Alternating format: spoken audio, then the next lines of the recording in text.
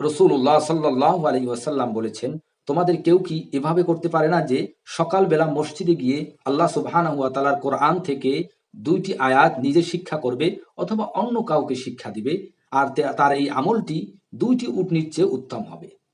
অথবা যদি সে ৩টি আয়াত নিজে শিক্ষা করে অথবা অন্য কাউকে ৩টি আয়াত শিক্ষা দেয়, তাহলে ৩টি উটনীর চেয়েও তার এই আমলটি উত্তম হবে। অথবা যদি সে ৪টি আয়াত নিজে শিক্ষা করে অথবা যদি অন্য কাউকে ৪টি আয়াত শিক্ষা দেয়, তাহলে তার জন্য ৪টি উটনীর চেয়ে উত্তম।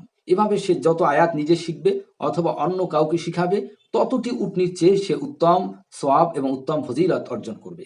সাধারণত আরব দেশে উটনী ছিল খুব দামি প্রাণী, যা ধনীদের কাছেই থাকতো। এজন্য রাসূলুল্লাহ সাল্লাল্লাহু আলাইহি ওয়াসাল্লাম কোরআন তেলাওয়াতকে ওই আরব দেশের উত্তম প্রাণী বা ধনীদের কাছে যে প্রাণী থাকতো সেই উটনীর চেয়ে উত্তম বলেছেন।